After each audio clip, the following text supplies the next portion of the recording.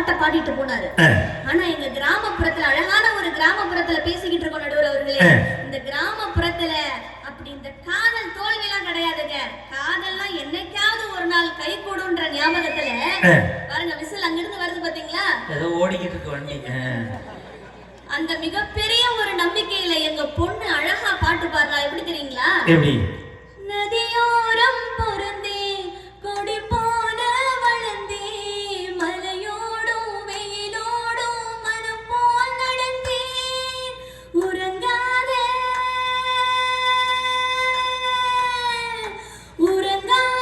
கண்களுக்கு ஒலை கொண்டு மையெழுதி கலங்காதே காத்திருப்பே கை பிடிக்க வருவாரே அன்னக்கிளி ஒன்னு தேடுதே. 6 மாசம் 1 வருஷம் அவரம்பு மேனி வாடுது.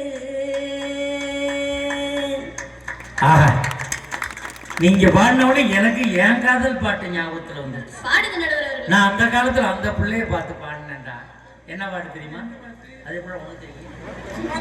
அப்படி கேளு, நீ ஒரு பாட்டை சொல்லிவிடுற. நான் அந்த பிள்ளைய பார்த்து பாடினேன். பூவெடுத்து வைக்கணும் பின்னால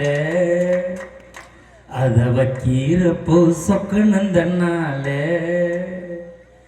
ஏன் மச்சான் மச்சான் மல்லிய வச்சான், ஏன் மச்சான் மச்சான் மல்லிய வச்சான், வச்சதில்லை என்னமோ உண்டாச்சு. நான் பூவெடுத்து வைக்கணும் பின்னால. அப்படி பாட்டு பாருங்க, அதோட பூ வாங்கி கொடுக்கறது இல்லை. இப்படி 6 மாசம் ஆனாலும் 1 வருஷம் ஆனாலும் என் காதல் கை கூடுன்ற நம்பிக்கையோட காத்துக்கிட்டு இருக்கீங்க பெண்கள் இருக்கிற இடத்துல வந்து நின்னுக்கிட்டு இவருக்கு லவ் ஃபெயிலியர் ஆயிடுச்சாமா சீ சீ சீன்னு பாட்டு பாடினாராம். என்ன வயசாச்சு உனக்கு லவ் ஃபெயிலியர் ஆச்சு? இன்னும் மோசம் இல்லை, ட்ரை பண்ணு. இன்னும் காலம் கழியும். குழந்தை பாடுச்சுன்னு சொன்னாப்லையா நடுவர் அவர்களே. அப்புறம் இன்னொரு விஷயம் கேட்டார். எங்க ஆண்கள் பண்ற தியாகத்துக்கு ஈடு இணை இருக்குமா? நாங்க தொப்பம் மேல குழந்தை ஏறி ஏறி சறுக்கி விளையாடுறது எவ்வளவு பெரிய தியாகம் தெரியுமான்னாரு. உண்மையை ஒத்துக்கங்க. யாருக்காவது கல்யாணத்துக்கு முன்னாடி தொப்ப வருதா நான் கேக்குறேன். கல்யாணத்துக்கு முன்னாடி யாருக்காவது தொப்ப வருதாங்க? கிடையாது. கல்யாணத்துக்கு அப்புறம் ஒரு ஆண் மகனுக்கு தொப்ப ஏன் வருது நடுவர் அவர்களே? ஏன் வருது? எங்க பொண்டாட்டிமார்கள் எல்லாம் அவ்வளவு அழகா சமைச்சு போட்டு உங்களுக்கு தொப்ப வருதுன்னு சொன்னா அங்க பாருங்க ஒரு அக்கா கரெக்டா கை தட்டுறாங்க. இவன்ட்ட கேக்குறேன், ஹோட்டல் முனியாண்டி விலாசினால வந்துச்சு சொல்லிக்கிட்டு இருக்காங்க. இப்படி கல்யாணத்துக்கு அப்புறம் நாங்கெல்லாம் உங்களுக்கு அருமையா சமைச்சு போட்டு உங்களுக்கு தொப்ப வந்துகிட்டு இருக்கு. நீங்க இருந்துகிட்டு எங்களுக்கு தொப்ப அது எவ்வளவு பெரிய தியாகம் தெரியுங்களா? நடுவர் அவர்களை சிரிப்பதற்காக சில விஷயங்கள் பேசினாலும் இந்த பெண்கள் பண்ற தியாகம் இருக்கு பாருங்க, ஒரு மிகப்பெரிய ஒரு தியாகம் நடுவர் அவர்களே. என்னம்மா? என்ன தியாகம் கேளுங்க. மரண வலி வரும் தெரிஞ்சோம் பிரசவம் என்ற ஒரு விஷயத்தை ஒவ்வொரு தாய்மார்களும் தன்னுடைய வாழ்க்கையிலே சந்திக்கிறார்கள் என்று சொன்னால் நடுவர் அவர்களே, இப்படி மிகப்பெரிய ஒரு விஷயம் என்னோட வாழ்க்கையிலும் கடந்த 6 மாதத்துக்கு முன்னாடி நடந்துச்சுங்க. அப்ப பிரசவ வார்டுக்குள்ள என்ன கூட்டிட்டு போறாங்க. எங்க வீட்டு ஆளுங்களுக்குலாம் ரொம்ப சந்தோஷம், என்ன குழந்தை பிறக்க போகுதுன்னு தெரியலையே அப்படின்னு சொல்லிட்டு. எனக்கு அறுவை சிகிச்சை மூலியமா தான் என் பெண் குழந்தையை நான் பெற்றெடுத்தேன். அப்படி அந்த அறுவை சிகிச்சை அரங்குக்குள்ள போயிட்டு வெளியில வரும்போது எல்லாரும் ஓடி போய் என் குழந்தைய பார்த்தாங்க நடுவர் அவர்களே. என் தாய் மட்டும்தான் ஓடி வந்து என்ன பார்த்தாங்க அப்படின்னு சொன்னா என்னை மீண்டும் பிரசவித்த மகிழ்ச்சி அவள் இடத்திலே அன்று இருந்தது நடுவர் அவர்களே. அந்த தியாகத்துக்கு இணை உங்களால சொல்ல முடியுமா நான் கேட்கிறேன். அடுத்ததா பேச போறீங்க மஞ்சு அண்ணா வந்து கரெக்டா சொல்லணும். நீங்க என்ன இதுக்கு இணையான ஒரு தியாகத்தை பண்றீங்க நீங்க சொல்லணும். எனக்கு சொல்லணும் தம்பி. ஏமா நீங்க பிரசவத்தை எல்லா பெண்களும் பெருசா சொல்றீங்க. உங்களை பிரசவ வார்டுக்குள்ள அனுப்பிக்கிட்டு அந்த புருஷன் படுற பாடு என்னன்னு தெரியுமா? அந்த நரசைகளை படுத்துற பாடு. யார் லட்சுமி முடிச்சாங்க வா காப்பி வாங்கிட்டு 4 பண்ணு வாங்கி. சரி நம்ம பொண்டாட்டிக்கு பிரசவம் ஆகணுமே. இவன் ஓடி காப்பியோட பண்ணோட இலைக்க வந்து கொடுப்பேன்.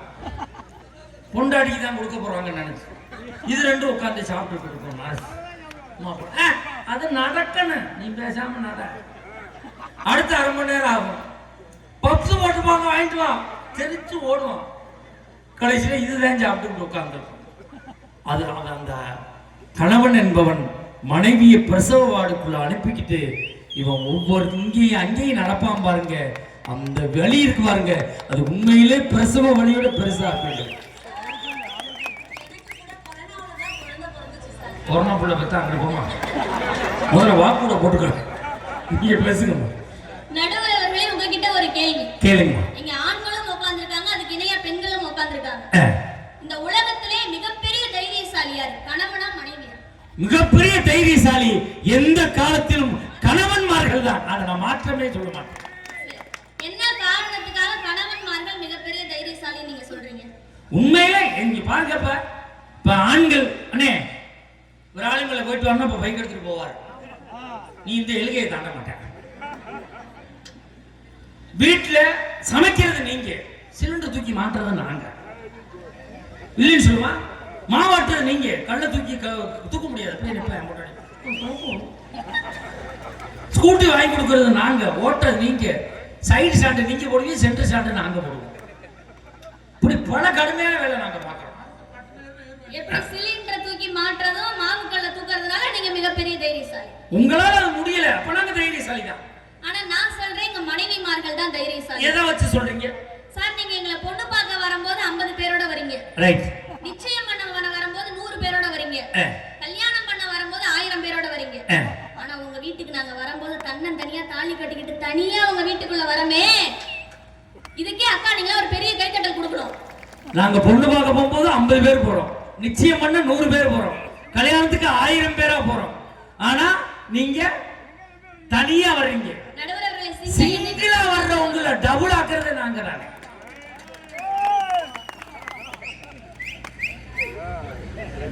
சிங்கம் என்னைக்கு சிங்கிளா தான் நடுவர்களே வரும். எங்க மனைவிமார்கள் தான் மிகப்பெரிய ஒரு தைரியசாலி.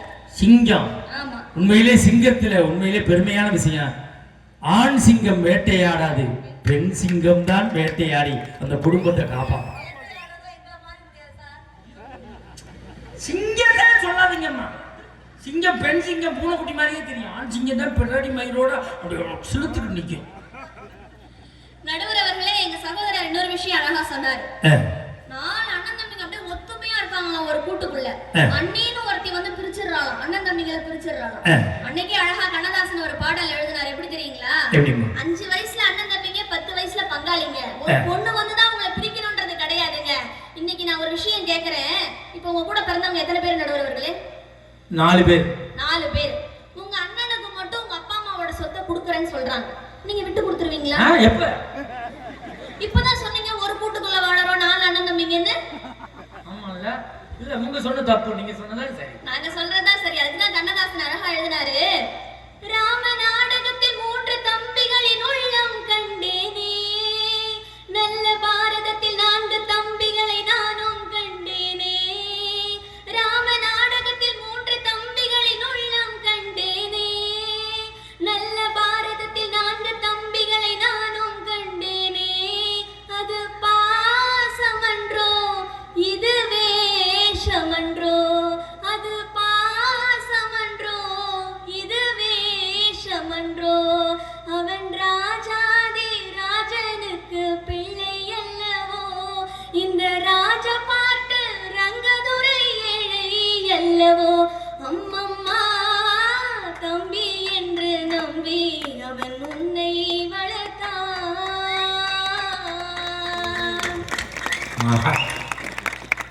எங்கங்க இருக்கு அன்பு பாசம்? சொத்து பத்து வந்துச்சுன்னா எல்லாமே திருச்சு ஓடிடுங்க, அது தெரியாம பேசிக்கிட்டு இருக்காங்க. நடுவர் அவர்களே, நிதர்சனமான ஒரு விஷயம் என்ன தெரியுங்களா? நாங்க பிறந்த இடம் கடலாக இருந்தாலும், புகுந்த இடம் வெறும் மீன் தொட்டியாக இருந்தாலும் கூட அங்க கூட நாங்க அழகா நீந்துவோம் நடுவர் அவர்களே. அங்க கூட நாங்க அழகா வாழ்ந்து வருவோம். ஒரு அம்மா கோவில்ல பாக்குறாங்க, தாலியை எடுத்து அந்த தாலியை வெளியில இப்படி எடுத்து யாருக்கும் காமிக்க மாட்டாங்க பெண்கள். அந்த தாலியை இப்படி புடிச்சுக்கிட்டு அதுல வந்து குங்குமத்தை வச்சு அமுக்குன்னு அமுக்குறாங்க. ஏங்க அப்படி அமுக்குறீங்கன்னு கேட்டேன். அதுக்கு அவங்க சொல்றாங்க, அவரு அதுக்குள்ளதான் இருக்கிறாரு. எவரு? புளிமுட்டை 100 கிலோ இருக்கிறாரு அவரு, அவங்க வீட்டுக்காரரு. அவரு அந்த தம்மத்துண்டு தாலிக்குள்ள இருக்கிறார் அப்படின்னு அந்த அம்மா நினைச்சுக்கிட்டு அப்படி அந்த மஞ்சள் கயிறுல பொட்டு வச்சு அப்படி கண்ணுல தொத்திக்கிட்டு உள்ள எடுத்து வச்சுக்கிட்டாங்க, யாருக்கும் காமிக்காம. எந்த புருஷமாராவது கோவிலுக்கு போய் அட்லீஸ்ட் என் பொண்டாட்டி நல்லா இருக்கணும் கடவுளேன்னு ஒரு புருஷமாராவது வேண்டீங்களான்னு நான் கேட்கிறேன். எப்ப அவன் வேண்டுவான்? அதான் நீங்க தாலியில குங்குமத்தை வச்சு அமுக்க இல்ல, அவன் எப்படி எந்திரிச்சு வர்றது? கொடுத்திருக்கீங்களா? நான் கேக்குறேன், ஒரு குங்குமமாவது பொண்டாட்டிக்கு எடுத்து வந்து கொடுத்திருக்கீங்களா சார்? ஆம்பளை செய்யணும்னு ஆசைப்படுவான், ஆனா கடைசியில் அதே அவனுக்கு பனிஷ்மெண்டா போயிடும். இந்த கொரோனா டயத்துல எல்லாரும் வேலை இல்லாம வீட்டுல இருந்தான். என் பொண்டாட்டி சொன்னான், சும்மா தானே இருக்கிய? ஆமா, துணியெல்லாம் துவைச்சு வச்சுட்டேன், மேல காய போட்டிருக்கேன், கிளிப்பு மட்டும் போட்டு வாங்கன்னா. 2 நாள் கிளிப் போட்டேன், 3ஆவது நாள் சும்மா தானே இருக்கிய, துவைச்சு புளிச்சு வச்சிருக்கேன், காய போட்டு கிளிப்பு போடுங்கன்னா. 1 வாரம் ஆச்சு, துவைச்சிட்டேன், அலர்ஜி மட்டும் எடுங்கன்னா. 10 நாள் ஆச்சு, துவைங்கன்னா. கொரோனா முடிஞ்சு 3 வருஷம் ஆச்சு, இன்னும் துவைச்சுக்கிட்டு இருக்கேன். இதுக்கு தான் ஆம்பளை இந்த வேலையை செய்ய மாட்டேன்னு சொல்றோம். எப்படி நம்ம தலையில மாட்டோம்னு தெரியும். நடுவரவர்களே, இப்படியெல்லாம் நீங்க பொண்டாட்டிமார்களை என்ன கலாச்சாரம் சரி, என்ன கிண்டல் பண்ணாலும் சரி, எங்க பொண்டாட்டிமார்கள்லாம் எப்படி தெரியுங்களா? இன்னைக்கு ஒரு அக்கா அழகா பாடுறாங்க அவங்க புருஷனை நினைச்சு. என் மாமன் அன்புக்கு கோயில் கொண்ட தெய்வம் கூட ஈடில்லையே, எல்லாமே என்றாசா வாழ்வோ தாழ்வோ சொந்தம் பந்தம் வேறில்லையே, என் போலே யாருக்கும் கணவன் வாய்க்காது, 7 ஜென்மம் உறவு நீங்காது, மழலை போலே எந்தன் மணிமுத்தே, குழலை போலே தினம் மழலை பேசும் இளம் பூங்கொத்தே, பூங்கொத்தே, ஒரு சந்தன காட்டுக்குள்ளே முழுச்சந்திரன் காயிலே. அருமையான குரல் வளம்மா. உண்மையிலே நீங்களாம் திரைப்படங்களுக்கே பாட்டு பாடலாம். நல்ல ஒரு கைதட்டல் கொடுங்க. இந்த குரல் வளத்தோட நீங்க 100 வயசுக்கு மேல வாழ மக்கள் சார்பா உங்களை வாழ்த்துறோம். நீ எத்தனை சமம் புருஷன் கேளுமா, நான் இருக்கும் வரை நீ வாழ்வாய். ஒன்னும் அவசரம் இல்லை, நீங்க எல்லாம் லேட்டா வாங்க, முன்னாடி போய் இடம் போட்டு வைக்கிறோம். நீ வரவே வேணாம், இங்கே இருக்கு. நடுவரவர்களே, இந்த டச் போன்ன்ற ஒரு விஷயம் நீங்க சொன்ன மாதிரி எப்ப வந்துச்சோ அப்பவே நாடு நாசமா போச்சு நடுவரவர்களே. ஆமா, எல்லாரும் அதே டச் இருக்காங்களே தவிர ஃபேமிலியோட ஒரு டச்சே இல்லாம போச்சு. No touch. இந்த செல் வந்ததுக்கு அப்புறம் எவ்வளவு நாசமா போச்சுன்னு நினைக்கிறீங்க? போன வாரம் மெட்ராஸ் போகணும் சார், திருச்சியில பஸ் ஏறி உட்கார்ந்தேன். என் பக்கத்துல இருந்தவன் சொன்னா, மேல்மருவத்தூர் வந்தா எழுப்பி விடுங்கண்ணா. பாவன் தெரியாதவன் ஜாமீன் விட போறேன், எழுப்பி விடுவோம்னு 4.5 மணி நேரம் நான் தூங்காம உட்காந்துருக்கேன். அவன் கொரட்டை விட்டு தூங்கிட்டு போறான். கரெக்டா மேல்மருவத்தூர் வந்துச்சு. அண்ணே வந்துருச்சுனே, வந்துருச்சா அப்படின்னு சன்னலை திறந்து சாமியை கும்பிட்டு இவன் படுத்துட்டாயா. இவன் ஜாமீன் கும்பிட நான் 4.5 மணி நேரம் முடிச்சுட்டு போறையா. இந்த செல்லு படுத்துற பாடு. இன்னைக்கெல்லாம் எல்லா இளைஞர்கள் கையிலயும் அந்த டச் போன் இருக்கு நடுவர்களே. எல்லாரும் என்ன பண்றாங்க, ஃபேஸ்புக்ன்ற ஒரு விஷயத்தை நோண்டினுக்குறாங்க. இதுதான் இன்னைக்கு நாட்டுல நடக்குது. ஆனா அந்த ஃபேஸ்புக்கை கண்டுபிடிச்சாரு பாத்தீங்களா, மார்க் ஜுக்கர்பர்க் அப்படின்ற ஒரு ஆங்கில நாட்டுக்காரர் தான் அந்த ஃபேஸ்புக்ன்ற ஒரு நிறுவனத்தை கண்டுபிடிச்சிருக்காரு. அவரோட மனைவிக்கு பிறந்த நாள் வருதுங்க, நல்லா நோட் பண்ணிக்கோங்க. அவரோட மனைவிக்கு பிறந்த நாள் வருது. அப்ப அவர் என்ன தெரியுங்களா பண்றாரு, ஒரு டி-ஷர்ட் ஒன்னு வாங்கி கொண்டு போய் அவங்க மனைவிக்கு பரிசா கொடுக்குறாரு. அந்த டி-ஷர்ட்ல என்ன வாசகம் பொறிச்சிருக்கு அப்படின்னு பாத்தீங்கன்னா, you are very important person in this family அப்படின்னு இருக்கு. அதாவது நீதான் இந்த குடும்பத்தில் மிக மிக முக்கியமான நபர் அப்படின்ற ஒரு வாசகம் பொறிக்கப்பட்ட டி-ஷர்ட் எடுத்து போய் மனைவிக்கு பரிசா கொடுக்குறாரு. யாருக்கு? இங்கிலீஷ் நாட்டுல இருக்கிற இங்கிலீஷ்காரனுக்கு தெரிஞ்சிருக்கு மனைவிதான் ரொம்ப ரொம்ப முக்கியமானவன். ஆனா நம்ம மனைவி புராணத்தை பாடுறோம், அம்மா புராணத்தை பாடுறோம், தாய் நாடு, தாய் மண்ணு, தாய்மொழின்னு சொல்ற நம்ம பூமியில நம்ம என்ன பண்ணிக்கிட்டு இருக்கோங்க? பொண்டாட்டிமார்களை யாராவது மதிக்கிறீங்களா நான் கேக்குறேன். அப்படி கேளுமா. அப்படி மார்க் ஜுக்கர்பர்க் கிட்ட போய் கேக்குறாங்க, இந்த டி-ஷர்ட்டை ஏன் நீங்க உங்க மனைவிக்கு பரிசா கொடுத்தீங்க? அப்ப அவர் சொல்றாரு, ஒரு நாள் நாங்க எல்லாம் டைனிங் டேபிள்ல உட்கார்ந்து சாப்பிட்டுட்டு இருக்கும் பொழுது என் மகள் மட்டும் சாப்பிடாம எங்கேயோ வேடிக்கை பார்த்துக்கிட்டே இருந்தா. அப்ப நான் கேக்குறேன், ஏமா நீ எங்கேயுமே பார்த்துட்டு இருக்கிறியே, சாப்பிட மாட்டேறியே, என்ன காரணம்னு கேட்கும்போது என் மகள் சொல்றா, அம்மா வரல, அம்மா வந்தாதான் நான் சாப்பிடுவேன்னு அடம் பிடிக்கிறா.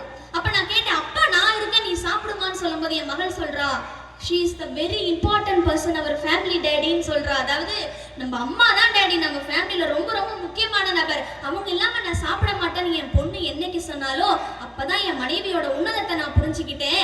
அதனாலதான் இந்த வாசகம் பொறிக்கப்பட்ட டி-ஷர்ட்டை என் மனைவிக்கு பரிசா கொடுத்தேன்னு சொல்லிட்டு ஒரு ஆங்கிலம் பேசக்கூடிய ஒரு நபர் சொல்கிறார் என்று சொன்னால் தாய்மொழி பேசக்கூடிய நம்ம எல்லாம் பொண்டாட்டி எப்படிங்க தலைக்கு மேல தூக்கி வச்சுட்டு கொண்டாடணும் நான் கேக்குறேன். அதெல்லாம் உங்களுக்கு என்ன புரிய மாட்டேங்குது. நடுவுல 3 பேர் வரிசையா உட்கார்ந்து பேசுறாங்க. ஆமா. வரிசை கட்டிட்டு சிங்குச்சான் ஆளாளுக்கு ஒரு கலர் Dress போட்டுருக்காங்க பாருங்க. அவங்க சட்டை கலரை கொஞ்சம் 10 நிமிஷத்துக்கு மேல உத்து பாத்தீங்கன்னா கண்ணு போயிடும். கிறுன்னு சுத்திரும். நடுவுல பாருங்க பச்சை கலர் சிங்குச்சான், மஞ்சள் கலர் சிங்குச்சான், ரோஸ் கலர் சிங்குச்சான். அப்படி சிங்குச்சான் Dress போட்டு வந்து உட்கார்ந்திருக்கீங்களே, அந்த 3 பேரை பார்த்து கேக்குறேன். அப்பாதான் பெருசு, தந்தைகள்னு பேசுறீங்களே, உங்க பிள்ளைக்கு என்னைக்காவது ஒரு நாள் தாலாட்டு பாட்டு பாடி இருக்கீங்களா நான் கேக்குறேன். அப்படி கேளுமா. தாலாட்டு யாராவது பாடி இருக்கீங்களா? ஆனா எங்க பொண்ணுங்க எல்லாம் அழகா தாலாட்டு பாடுவாங்க. பாட வருதோ பாட வரலையோ, ஆனா எல்லாருமே தாலாட்டு பாடிதான் தன்னுடைய பிள்ளைகளை தூங்க வைக்கிறாங்க. நானா என் பொண்ணுக்கு 6 மாசம் ஆகுதுங்க. என் குழந்தைக்கு என் குழந்தை எப்படி அழகா தொட்டி அம்புலிக்கு நீரி வரோ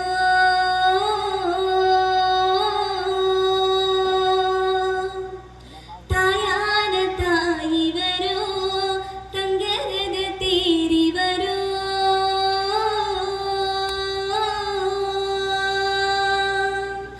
மூச்சு பட்டா நோகம் முன்னே மூச்சடக்கி முத்தமிட்டு நிழல பட்டா நோகம் முன்னே நிலமடங்க முத்தமிட்டு தூங்காம நீ வீழக்கி தூங்காம தூங்கு கண்ணே ஆசைகள் வீழக்கி அசையாம தூங்கு கண்ணே ஆராரோ ஆரிரரோ ஆரிரோ ஆரிரரோ ஆராரோ ஆரிரரோ ஆரிரோ ஆரிரரோ.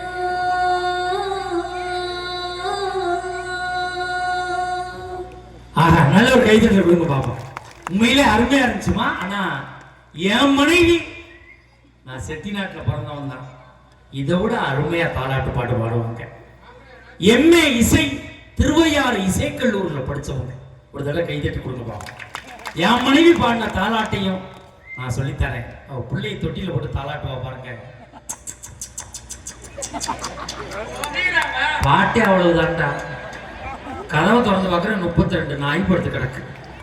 ஏன்டி இத்தனை நாய் கிடக்குங்கிறேன். வந்த நாயெல்லாம் சும்மா தான் இருக்கு, சொந்த நாய் தான் பிழைக்குதுங்கிறான். இது பரவாயில்ல. அன்னைக்கு மெட்ராஸுக்கு போனேன். ஒரு அம்மா பிள்ளைய தொட்டில போட்டு தாளாட்டுச்சு பாருங்க. அடாடாடாடா, பிள்ளைய தொட்டில போட்டு தொட்டி வரைக்கும் நீ போ, நான் தூங்கிக்கிறேன். உண்மையில குரல்லாம் இப்படி இருக்குன்னு இப்படி ஆள் தாளாட்டு பாட்டு பாடணும். புள்ள தூங்கும். இந்த அம்மாலாம் பாடிச்சுன்னா புரிஞ்ச முடிச்சுக்குங்க. அப்படி நாங்கெல்லாம் தாலாட்டு பாட்டு பாடி எங்க பிள்ளைகளை தூங்க வைக்கிறோம். நீங்க என்ன பண்றீங்க? நாங்க கஷ்டப்பட்டு தூங்க வைக்கிற பிள்ளைங்களை உங்க செல்போன்ல ஏதோ ஒரு டோனை வச்சு டுருங்குது, உடனே எழுந்துக்குச்சு குழந்தை. இப்படி நாங்க கஷ்டப்பட்டு தூங்க வைக்கிற பிள்ளைகளையும் நீங்க எழுப்பி விட்டு எங்களுக்கு டார்ச்சரா இருந்துகிட்டு மனைவிமார்கள் தான் டார்ச்சர், அம்மாக்கள் சரியில்லைன்னு பேசுறீங்க. நடுவர் அவர்களே, நான் நிறைவாக இப்படி சொல்லி முடிக்கலாம்னு ஆசைப்படுறேன். கர்ம வீரர் காமராசர் அவர்கிட்ட போய் அவங்க அம்மா சிவகாமி அம்மையார் சொல்றாங்க, எப்பா உனக்கும் வயசாயிட்டே போகுது, நீ கல்யாணம் ஒண்ணு பண்ணிக்கப்பா, நான் நிறைவா கண்ண மூடிடுவேன்னு சொல்லி அந்த அம்மா சொல்றாங்க. உடனே காமராசர் அவர்கள் பொங்கி எழுந்துட்டாரு, திட்டுறாரு பயங்கரமா. அம்மா, நான் நாட்டுக்காக போராடணும், நாட்டுக்காக பாடுபடணும், இந்த நாட்டு மக்களை காப்பாற்றணும்னு நான் பாடுபட்டுக்கிட்டு இருக்கேன். ஆனா நீ என்னம்மா என்ன கல்யாணம்ன்ற ஒரு சின்ன வட்டத்துக்குள்ள அடைக்க பாக்குற, நான் திருமணம் செஞ்சுக்க மாட்டேமான்னு சொல்லிட்டாரு. பையனோட ஆசை அதுதானு சொல்லிட்டு அவங்க அம்மாவும் நிறைவாக விட்டு விட்டார். இதைத்தான் பார்த்து ஒரு கவிஞர் அழகாக எழுதுகிறார். அன்று குந்தி தேவி கர்ணனை ஆற்றில் விட்டாள், அன்று குந்தி தேவி கர்ணனை ஆற்றில் விட்டாள், சிவகாமி அம்மையார் கர்ம வீரர் காமராசர் எனும் மிகப்பெரிய ஒரு மாமனிதரை இந்த நாட்டில் விட்டால் எழுதார்கள். கர்ணனை அன்று ஆற்றில் விடப்பட்ட கர்ணனை தேரோட்டி எடுத்துக்கொண்டார், கர்ணனை தேரோட்டி எடுத்துக்கொண்டார். கர்ம வீரர் காமராசரை இந்த தேசமே எடுத்துக்கொண்டது என்று எழுதுகிறார் என்று சொன்னால் அவங்க அம்மா அன்னைக்கு செய்த மிகப்பெரிய ஒரு தியாகம். பையன் ஆசைப்பட்டபடி நல்லா இருக்கட்டும் அன்னைக்கு ஒரு தாய் நினைச்சாங்க. நிதர்சனமான ஒரு விஷயம் என்ன என்று தெரியுமா நடுவர்களே? அப்பாவின் கண்டிப்புக்கு அடங்காத ஒரு பிள்ளை அம்மாவின் கண்ணீருக்கு அடங்கும் என்று சொன்னால் நிச்சயமாக பிள்ளைகளை வளர்ப்பதிலும் அக்கறை காட்டுவதிலும் அன்பு செலுத்துவதிலும் தகப்பனை காட்டிலும் ஒரு படி தாய்தான் மேலானவள் என சொல்லிக்கொண்டு பேச வாய்ப்பளித்த அத்தனை நல்ல உள்ளங்களுக்கும் நன்றி பாராட்டி இடம் அமர்வது உங்களின் அன்பு தோழி கள்ளக்குறிச்சி சீமா. நன்றி, வணக்கம்.